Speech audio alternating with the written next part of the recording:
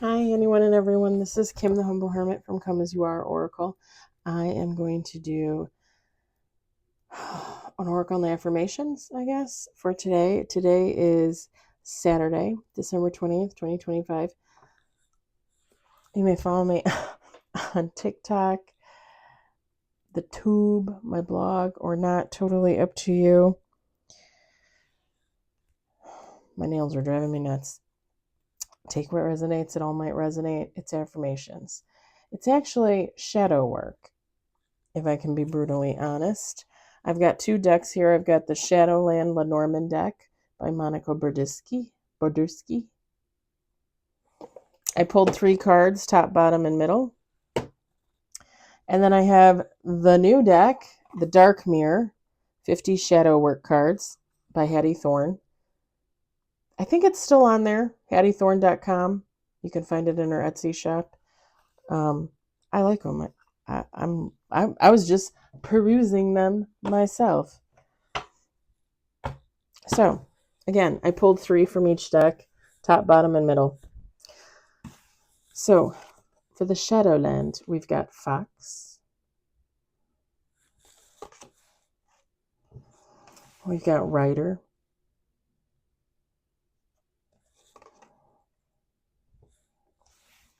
And we've got Cross.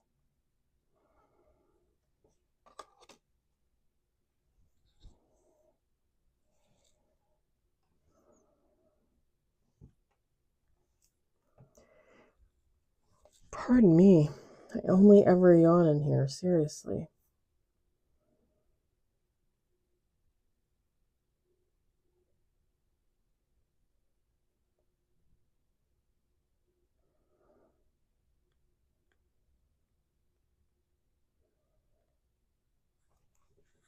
So here's what I'm saying here. Someone's at a crossroads. Somebody,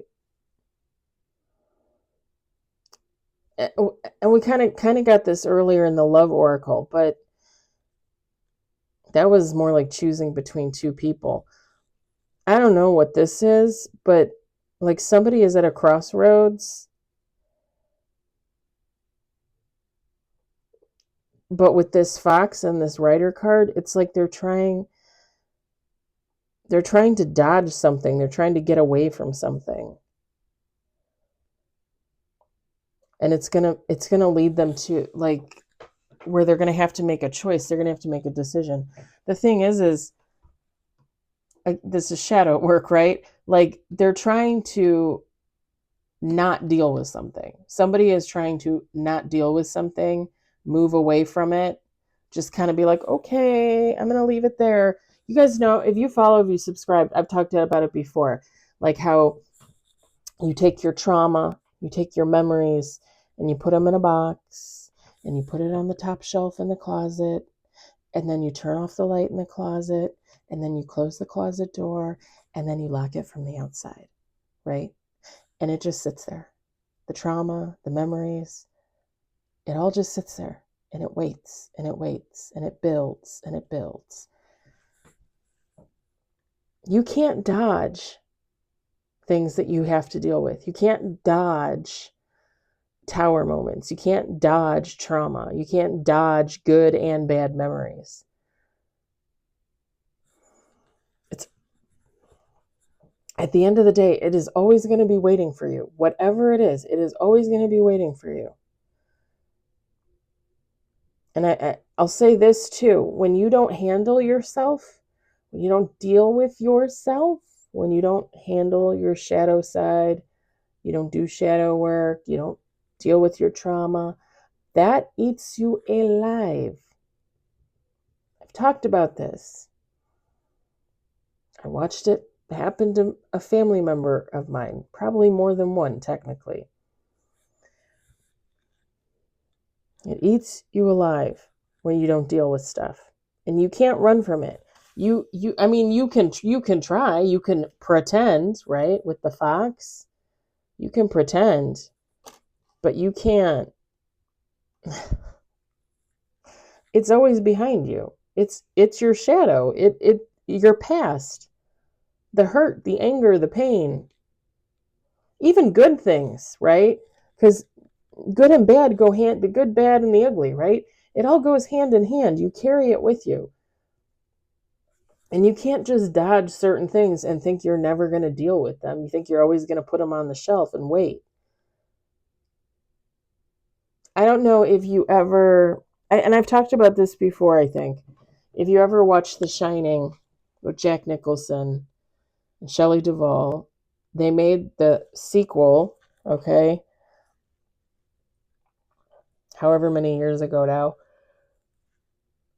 pardon me, with Ewan McGregor and the little girl that turns out to be just like him, basically, that he meets up with in the movie. He teaches her how to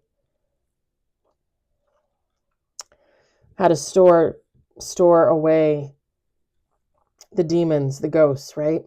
If you have ever watched it. And he was taught that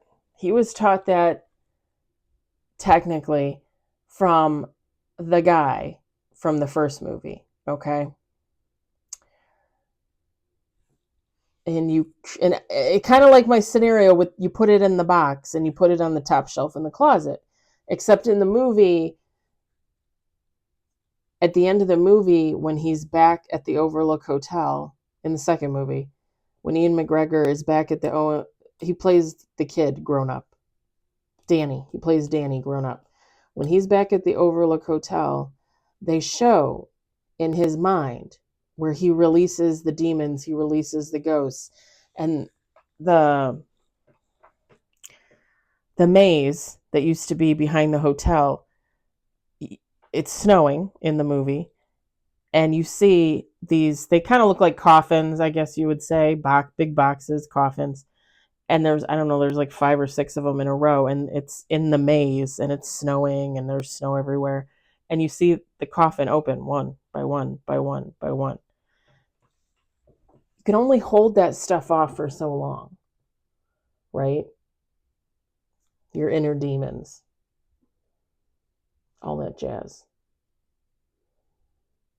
Now, he opened the boxes on purpose to release what was in there, because that was the only way for him to save the little girl and get the little girl the hell out of there, and to get rid of she was like a vampire, I guess you would say. She was an energy vampire. It's a really good movie. It's what is it called? Oh God, I talked about it a couple, like 2 months ago, because I watched it at Halloween.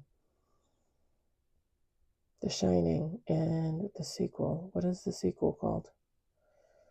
Yeah, crap. Let me look it up. I know it. I have it. Hold on.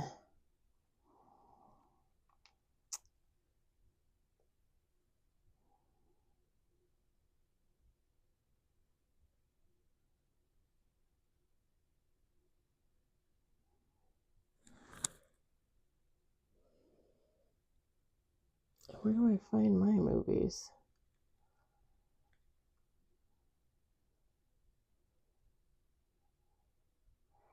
Top 10 purchases. Yeah, where's my purchases?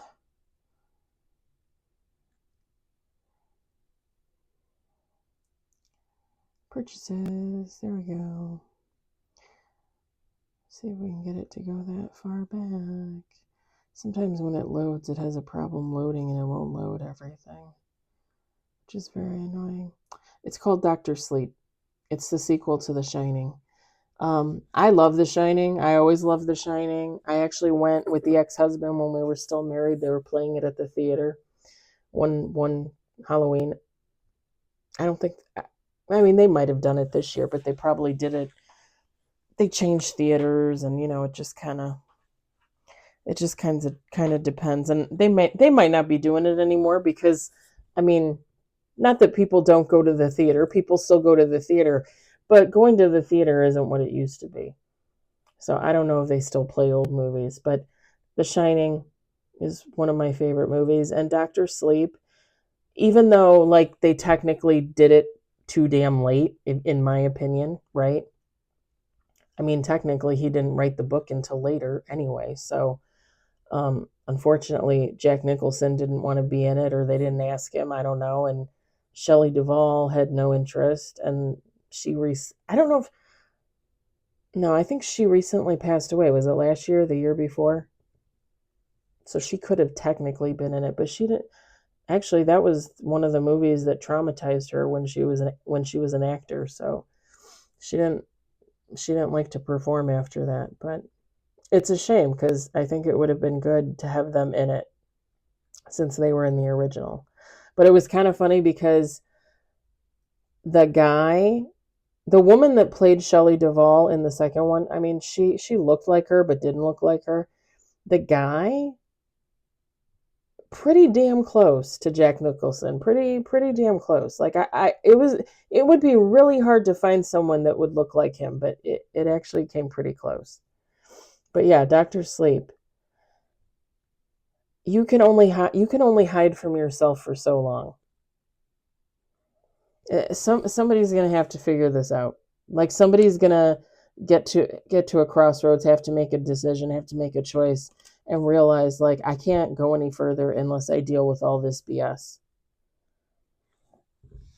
All right, the 3 cards for Hattie Thorne. So these are questions. Okay, I didn't even really look at all the cards, but they're all questions, and these are just for you to contemplate. For if you want to journal, if you want to meditate, if you want to have a chat with yourself one evening. How do I react to authority figures, and what does it say about my childhood?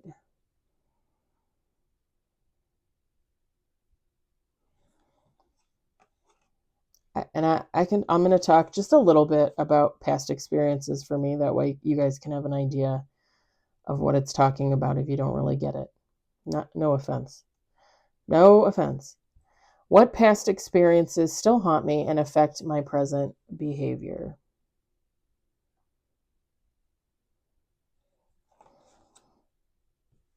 And then, last but not least, how do I react when someone criticizes me? Why do I react this way?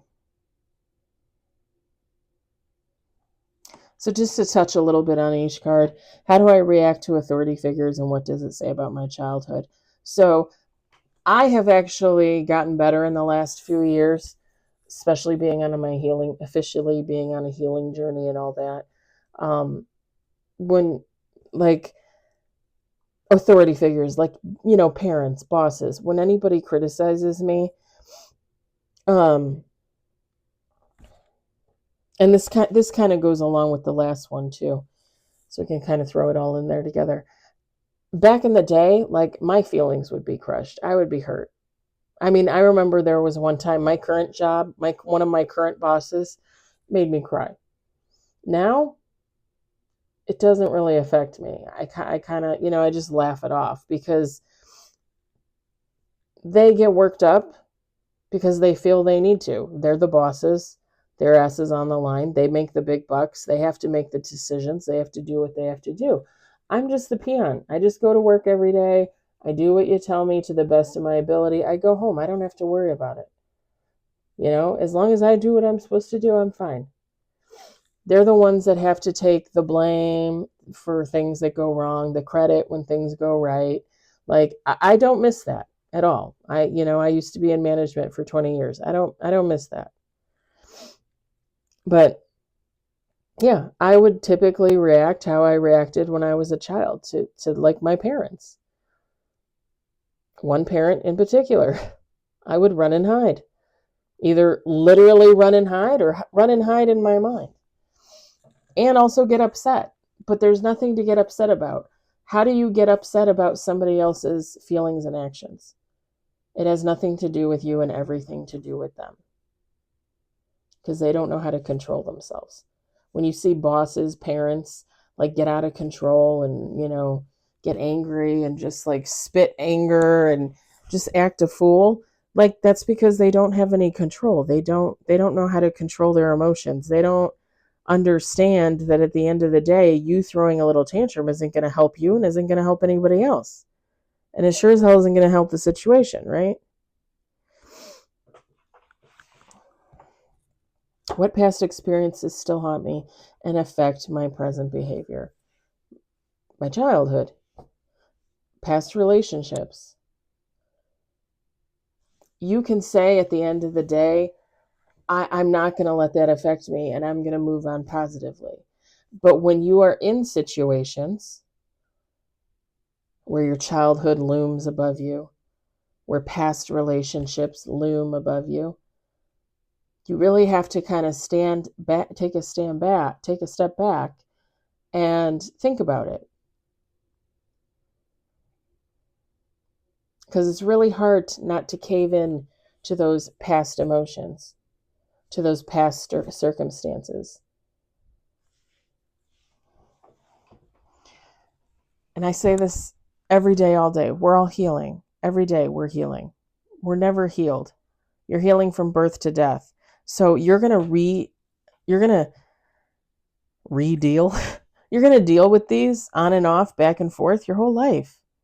You're never ever going to get over something 100% ever. Right? Like, and this is just an example that technically doesn't have anything to do with this.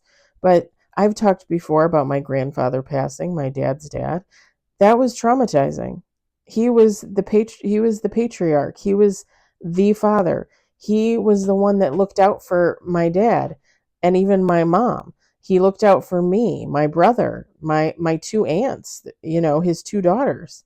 Like, at the end of the day, he was always in the background if needed. He was always that extra support as part of the support system. And with him gone, with my grandmother gone, I think it's made me stronger. I don't know that it's made my brother stronger. I don't know that it's made my dad stronger at all. And my mom, I mean, forget about it. She's always been the weakest link. And that doesn't, that's not to be mean. Like, she has mental health issues. She has issues. She has problems that she refuses to deal with. So losing my grandfather was one of the hardest experiences of my life that has impacted me and will continue to impact me. Am I ever going to be fully over his death? No, never. Never. I'm going to be thinking about him when I pass. So when I say that we don't heal from things 100%, I mean we don't heal from things 100%. And that's okay. As long as you recognize that, as long as you can handle that, deal with that, do what you need to do with that, and not let it turn you into some inhuman monster. People that experience loss and hurt and heartache and heartbreak and tragedies that just throw their hands up in the air and decide to become heathens, decide to become monsters. Like, where does that come from? How do you lose your humanity like that? The sad thing is for some, it's really easy. For some, it's very easy. And they just use every little bit of trauma as an excuse to act like the trauma that hurt them. If you guys subscribe, you guys follow, the ex-best friend. I've said it before, like, she just literally let every bad thing that ever happened to her eat her alive. It's not nice. It's not good. I'm going to leave that there for you to reflect on, to think about. I hope it resonated for somebody, but I kind of don't. I hope you enjoyed it. I hope you were entertained. I hope you all are having a fabulous Saturday evening, and I hope you enjoy the rest of your weekend. I'll talk to you later.